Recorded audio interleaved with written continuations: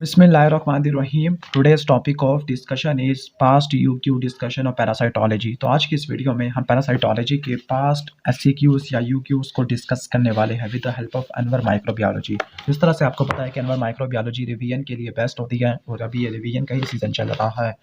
तो पैरासाइटोलॉजी के UQ start करने से पहले आपको जनरल पैरासाइटोलॉजी का बेसिक ओवरव्यू होना चाहिए। तो parasitology is a study of parasite, इनके होस्ट और इनका जो रिलेशनशिप होता है, तो ये होता है पैरासाइटोलॉजी। पैरासाइटोलॉजी को सही तरह समझने के लिए आपको पैरासाइट की डेफिनेशन का पता होना चाहिए कि पैरासाइट ऐसे ऑर्गेनिज्म होते हैं जो होस्ट के ऊपर डिपेंडेंट होते हैं, वहाँ से न्यूट्रिशन शेल्टर डिराइव करते हैं और बदले में नुकसान पहुंचा देते हैं। पैरासाइट को क्लासीफाई करते हैं दो कैटेगरी के अंदर, प्रोटोजोआ और मेटाजोआ होते हैं। मैं आपको यहाँ से क्लासिफिकेशन दिखा देता हूँ। जो प्रोटोजोआ होते हैं इसको अंदर मजीद 4 में डिवाइड कर देते हैं on the basis of their morphology. वैसे माइक्रोबायोलॉजी के अंदर प्रोटोजोआ को इस तरह से डिवाइड किया हुआ है, intestinal protozoa, urogenital protozoa, blood and tissue protozoa. ठीक है, यहाँ पर इन्होंने on the basis of their morphology इस तरह डिवाइड किया हुआ है। लाइक सार्कोडीना के अंदर अमीबा आता है, स्पोरोजोआ के अंदर ठीक है मास्टिगोफोरा में फ्लैजिलेट्स आ जाते हैं, सिलिएटा में सिलिएट्स आ जाते हैं। जो मेटाजोआ होता है जिनको हेलमिंथीज कहते हैं, इनको दो में डिवाइड करते हैं, निमेट हेलमिंथीज, राउंड वार्म और प्लेटी हेलमिंथीज या फ्लैट वार्म। फ्लैट वार्म को मजीद दो में डिवाइड करते हैं, ट्रिमाटोड, फ्लूक्स, सेस्टोड और टेप वार्म होते हैं। ओके, अब पैरासाइट्स को दो में डिवाइड करती है, प्रोटोजोआ और मेटाजोआ। तो जो प्रोटोजोआ होती है सिंगल सेल्ड होते हैं, मेटाजोआ मल्टी सेलुलर होते हैं। जो प्रोटोजोआ के ऑनसेट ऑफ क्लिनिकल सिम्टम काफ़ी ज़्यादा रैपिड होता है, लाइक डेज टू वीक्स, जबकि मेटाजोआ का या वर्म्स का जो ऑनसेट होता है इनके डिजीज़ का वो तकरीबन 1 महीने तक लेता होता है। डायग्नोस्टिक फॉर्मेट सिस्ट और ट्रोफोजोइड, जबकि उनके एग्स नज़र आते हैं। ठीक है, एलिवेटेड इम्यून लेवल, इसमें न्यूट्रोफिल ज़्यादा होती है, इसमें यूजिनोफिल ज़्यादा होती है। अब चूंकि पैरासाइट होस्ट के ऊपर डिपेंडेंट होते हैं तो आपको होस्ट का भी पता होना चाहिए। तो जो होस्ट होता है दो तरह का होता है, इंटरमीडिएट, डेफिनेटिव, और एक होता है एंड होस्ट। जो एंड होस्ट होता है वो आगे ट्रांसमिट नहीं कर सकता या आगे इनकी लाइफ साइकिल को कंप्लीट नहीं कर सकता, लेकिन जो इंटरमीडिएट और डेफिनेटिव होस्ट होते हैं लाइफ साइकिल को कंप्लीट करते होते हैं। अब ऐसा होस्ट जिसके अंदर लार्वल और एसेक्सुअल फॉर्म हो तो उसको बोलते हैं इंटरमीडिएट, जबकि डेफिनेटिव के अंदर अडल्ट और सेक्सुअल स्टेजेस होती है। अब बाज़ वक़्त ऐसा होता है कि कुछ ऐसे पैरासाइट्स होते हैं जिनकी ट्रांसफ़र होती है या ट्रांसमिशन होती है बाय द फ्लाई और बाय द टिपिकल।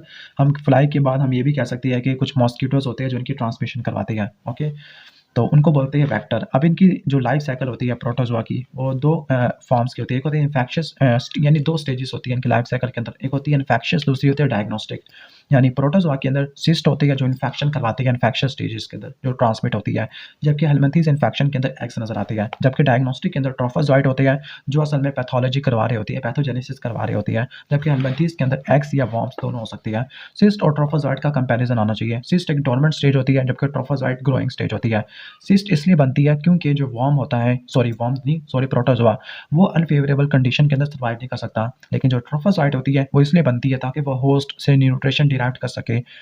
ट्रोफोजोइट से सिस्ट का बनना तो इसको बोलते हैं एंसिस्टेशन और इसकी फॉर्मेशन को बोलते हैं एक्सिस्टेशन। ये डोर्मेंट होती है, ये एक्टिव और रिप्रोडक्टिव होती है। ये मेटाबॉलिकली एक्टिव होती है, मेटाबॉलिकली इनएक्टिव।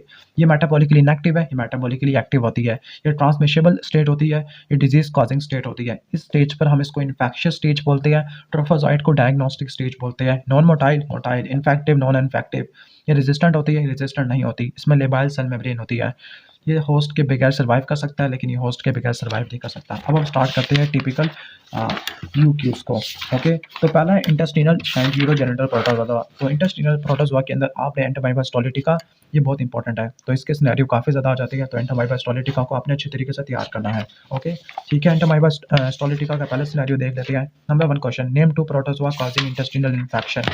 तो 3 प्रोटोजोआ कौन कौन से होते हैं, इसको याद करने का तरीका है ईसीजी। ई से एंटोमाइबा स्टोलिटिका, सी से क्रिप्टोस्पोरिडियम और जी से गियार्डिया लैम्बलिया। ये आपने रट्टा मार लेना है। ओके, ठीक है। इसके बाद give the pathogenesis and the laboratory diagnosis of entamoeba histolytica. तो एंटोमाइबा स्टोलिटिका दो डिजीजेस करवाता है, क्या इंटेस्टिनल और दूसरा एक्स्ट्रा इंटेस्टिनल। तो इंटेस्टिनल के अंदर अमाइबिक डिजेंट्री है जिसको ब्लडी डायरिया कहते हैं, जबकि एक्स्ट्रा इंटेस्टिनल के अंदर लीवर एब्सेस है। इसकी पैथोजेनेसिस क्या होती है, फीकल ओरल रूट से ट्रांसमिट होता है। इसके जो सिस्ट होती है वो ट्रोफोजोइट में डिफरेंशिएट होती है आइलियम के अंदर, यानी जो एक्सिस्टेशन होती है आइलियम के अंदर, फिर ये सीकम और कोलोन को इन्वेट करता है। इसके जो ट्रोफोजोइट होते हैं कोलोन के एपिथेलियम को इन्वेट करते हैं, इंजाइम को सिक्रेट करते हैं जो कि लोकलाइज नेक्रोसिस करवाता है। इसकी पैथोजेनेसिस के अंदर फ्लैस्क शेप अल्सर देखने को मिलता है जब इसकी नेक्रोटिक लेयर मस्कुलरिस लेयर के में पहुंचती है। जब ये सब म्यूकोसा में होता है तो ये सर्कुलेशन से होता हुआ, पोर्टल सर्कुलेशन से होता हुआ लीवर के पास होएगा और लीवर के अंदर ये एब्सेस करवा देगा। क्लिनिकल फाइंडिंग फाइंडिंग के अंदर एक्यूट इंटेस्टिनल उमैबियासिस है और क्रॉनिक इंटेस्टिनल उमैबियासिस है। एक्यूट के अंदर ब्लडी डायरिया है, फ्लैचुलेंस है, पेनफुल डेफिकेशन है, लोअर एब्डोमिनल डिस्कम्फर्ट है। जबकि क्रॉनिक में डायरिया, वेट लॉस और फटीग देखने को मिलती है। ग्रैनुलोमेटस लेयन होती है जिसको मेइबोमा बोलते हैं। लीवर कैप्सिस के केस में राइट अपर क्वाड्रेंट पेन होता है, वेट लॉस होता है, फीवर होता है और लीवर इनलार्ज हो जाता है जिसको हिपैटोमेगाली कहते हैं। स्टूल के एग्जामिनेशन करेंगे और इसके अलावा इनडायरेक्ट हिमैग्लूटिनेशन करेंगे तो वो इन्वेसिव अमीबियासिस को पता चलाएगा। एंटोमाइबा सोलिटिका और एंटोमाइबा कोलाई में क्या फ़र्क होता है? तो एंटोमाइबा सोलिटिका के सिस्ट में 4 न्यूक्लियस होते हैं जबकि एंटोमाइबा कोलाई के अंदर 8 न्यूक्लियस होते हैं। ठीक है, तो इसकी लेबोरेटरी डायग्नोसिस और पैथोजेनेसिस पूछा था। तो लेबोरेटरी डायग्नोसिस के अंदर इनडायरेक्ट हिमैग्लूटिनेशन टेस्ट किसके लिए? इन्वेसिव के लिए। तो आई से इनडायरेक्ट और आई से इन्वेसिव। और स्टूल के अंदर हमें ट्रोफोजॉइट या सिस्ट देखने को मिलेगा। हाँ, जो ट्रोफोजॉइट होगा उसका सिंगल न्यूक्लियस होगा, सिस्ट के 4 न्यूक्लियस हो गए। Okay, after 1 week camping in the Murray, a 20-year-old medical student present with a complaint of abdominal pain, nausea, bloody diarrhea। ठीक है, तो इस केस में वाटर डायरिया होता है, इसमें भी वाटर डायरिया होता है, लेकिन सिर्फ एंटोमाइबा सोलिटिका इसका डायरिया हम कह सकते हैं कि ब्लडी टाइप का होता है। ठीक है, ब्लडी डायरिया बताया हुआ है, फीवर बताया हुआ है, नोजिया, अब्डोमिनल पेन है। बैक्टीरियल कल्चर नेगेटिव थे लेकिन स्टूल एग्जामिनेशन में आरबीसी यानी जो ट्रोफोजॉइट होता है उसने आरबीसी को इंजेस्ट किया हुआ होता है। तो इसकी कैरेक्टरिस्टिक फाइंडिंग होती है जो यहाँ पर लिखी भी नहीं है। तो लाइकली डायग्नोसिस क्या होगा? Entamoeba histolytica. कॉजेटिव ऑर्गन नहीं, डायग्नोसिस क्या? माइबिक डिजेंट्री है और causative organism entamoeba histolytica. And give the life cycle of this intestinal protozoa. अब इसकी जो लाइफ साइकिल होती है वो यहाँ पे तो बनी हुई नहीं है लेकिन इसके स्टेप्स लिखे हुए हैं। ठीक है, कि एक्सिस्टेशन कैसी होती है, एंसिस्टेशन कैसी होती है, फीकल और रूट से ट्रांसमिट होता है। तो जिनकी लाइफ साइकिल है उनको आप लेविंसन से कवर कर लेना। अभी मेरे पास लेविंसन नहीं है। आगे name the diseases caused by following protozoa and how they are transmitted. तो उनकी ट्रांसमिशन फीकल ओरल रूट से होती है। एंटोमाइबा सोलिटिका का जो डिजीज होता है 2 होते हैं, एक होता है इंटेस्टिनल और दूसरा एक्स्ट्रा इंटेस्टिनल। इंटेस्टिनल के अंदर माइबिक डिजेंट्री और एक्स्ट्रा इंटेस्टिनल के अंदर लीवर एब्सेस होता है। ठीक है, लीवर एब्सेस के केस में राइट अपर क्वाड्रेंट पेन है, हिपैटोमेगाली है, जबकि एक्यूट इंटेस्टिनल के अंदर डिजेंट्री, टिनसमस, लोअर एब्डोमिनल पेन, जबकि क्रॉनिक में डायरिया, फटीग देखने को मिलती है। ठीक है, गियार्डियल एम्बलिया के केस में जो गियार्डियल एम्बलिया के जो सिस्ट होते हैं उनके 4 न्यूक्लियस होते हैं, थिक वाल्ड होती है, लेकिन जो ट्रोफोजॉइड है उसके न्यूक्लियस डबल हो जाती है, डबल हो गया, पेयर शेप होती है, 4 पेयर ऑफ फ्लैजिला है और सेक्शन डिस्क होती है। तो उसकी 4 इंपॉर्टेंट प्रॉपर्टी है। ठीक हो गया।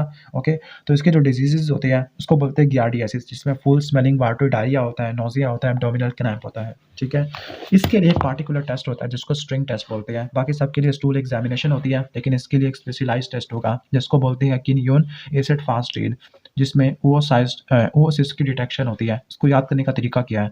ठीक है, तो के से किन्यून, जो के और सी के प्रोनाउंसिएशन तकरीबन सिमिलर होती है। तो के से कैन्यून और सी से क्रिप्टोस्पोरिडियम और यहाँ पे ओवोसिस्ट देखने को मिलते हैं। ओके, इसके बाद क्रैम्पिंग, एब्डोमिनल पेन है, फीवर है, पैसेज ऑफ स्कैंटी स्टूल है। स्कैंटी स्टूल का मतलब है पैसेज ऑफ स्कैंटी स्टूल का मतलब है टिनिस्मस। ठीक हो गया। पैरासिटिक इन्फेक्शन है तो उसकी माइक्रोस्कोपिक फाइंडिंग क्या होगी? तो माइक्रोस्कोपिक फाइंडिंग के अंदर ट्रोफोजॉइट और सिस्ट देखने को मिलेगा। इसके बाद है आफ्टर 1 वीक हाइकिंग ट्रिपिंग इन नथिया गली, अ 3rd year medical student present with medical OPD with severe cramping, abdominal pain. ये सारा एंटोमाइबा सोलिटिका के सिनेरियो वगैरह पूछ रही है। कैरेक्टरिस्टिक फाइंडिंग ये है कि जो इसका जो कह सकते हैं कि जो ट्रोफोजॉइट होता है उसने आरबीसी को इंजेस्ट किया हुआ होता है। थोड़ा सा इंपॉर्टेंट ये भी है ट्राइकोमोनास वजाइनालिस। जो ट्राइकोमोनास वजाइनालिस है, जिस तरह इसका जो ट्रोफोजॉइट होता था पेयर शेप है, इसका ट्रोफोजॉइट भी पेयर शेप होता है। उसके अंदर 4 पेयर ऑफ फ्लैजिला होते हैं। यहाँ पे सिर्फ 4 फ्लैजिला होते हैं। ठीक है, सेंट्रल न्यूक्लियस होता है।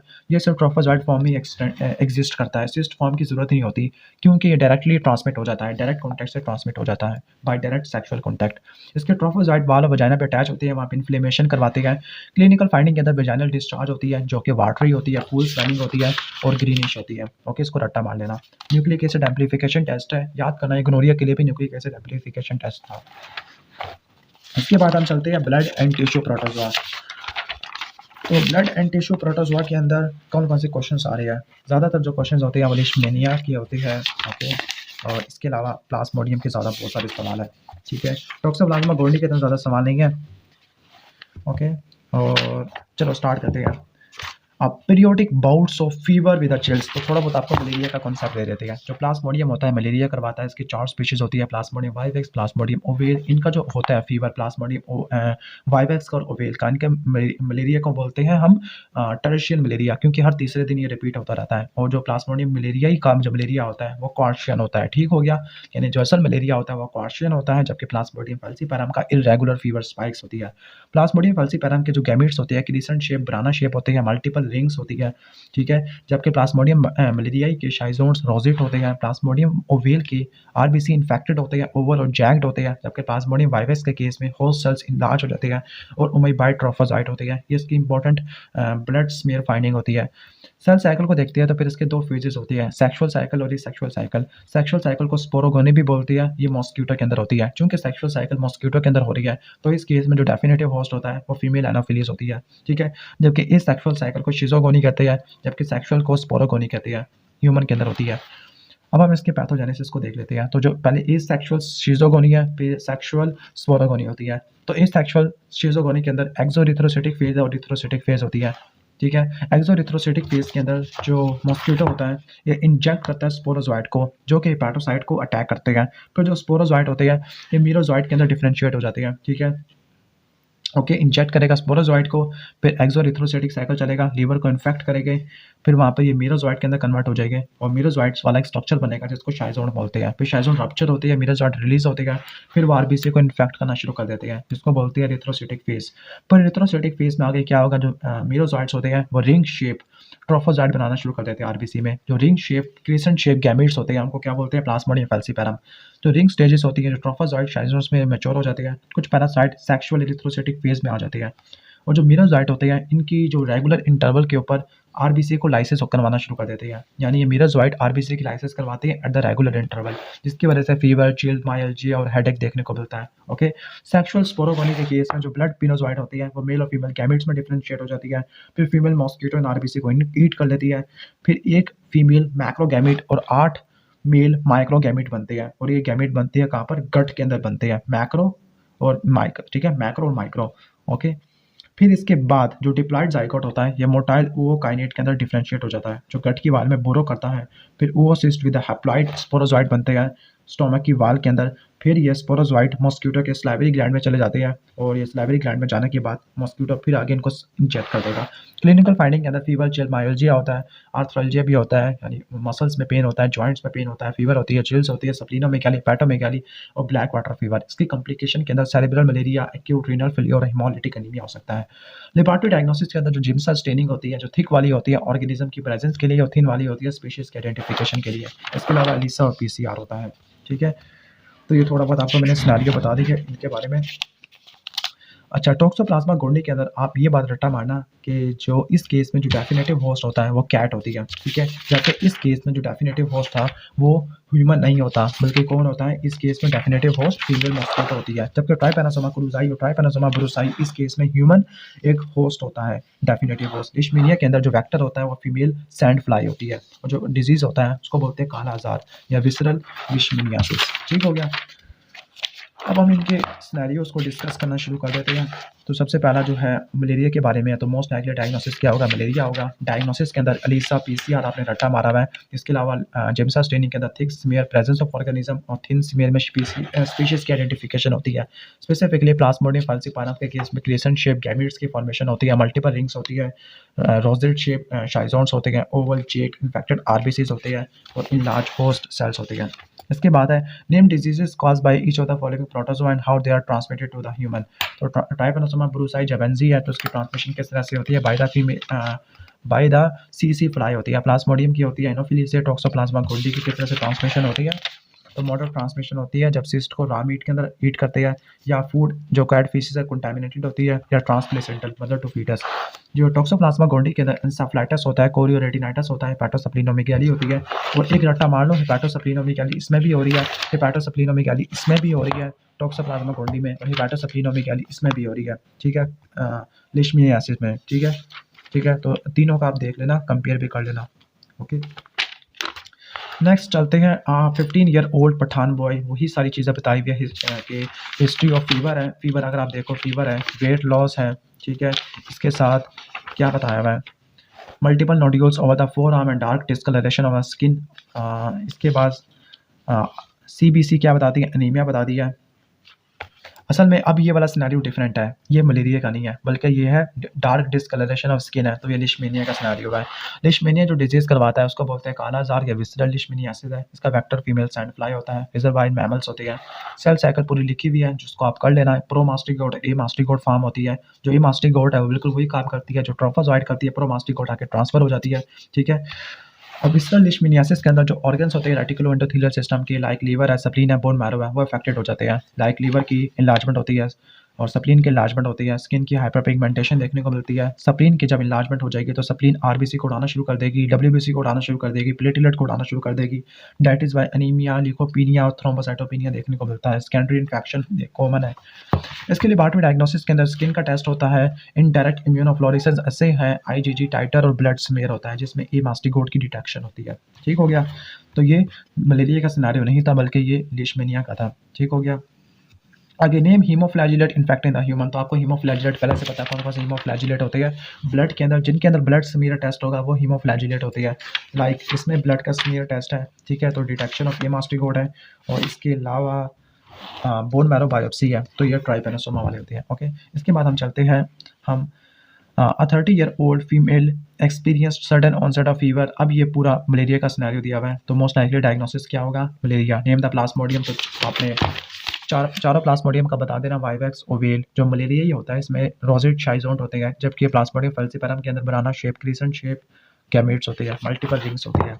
ओके, ठीक है। लास्ट सिनेरियो है वंस अगेन ये भी अब देखो, एपिसोडिक स्पेल ऑफ फीवर है, चिल्स है, राइगर्स है, एवरी एनीमिक है, स्प्लीनोमेगाली है, क्रिसेंट शेप स्ट्रक्चर है। अगर डार्क डिस्कलरेशन ऑफ स्किन होता है तो हम लिशमेनिया में जाते हैं, जिसका वेक्टर फीमेल सैंड फ्लाई होती है, लेकिन ये मलेरिया है। अब इसकी कॉम्प्लिकेशन पूछी हुई है, तो हिमोलाइसिस है, एक्यूट रीनल फेलियर होता है और सेरिब्रल मलेरिया होता है। ओके, तो हमने जल्दी जल्दी इस वीडियो को कवर कर लिया है। अगर आपको वीडियो अच्छी लगी है तो वीडियो को लाइक कर देना, चैनल पे नहीं हो तो सब्सक्राइब कर देना। तो ये पार्ट 1 वीडियो है, पार्ट 2 वीडियो के अंदर हम हेलमेंथी से स्टार्ट करने वाले हैं। मिलते हैं नेक्स्ट वीडियो में, तब तक के लिए अल्लाह हाफिज़।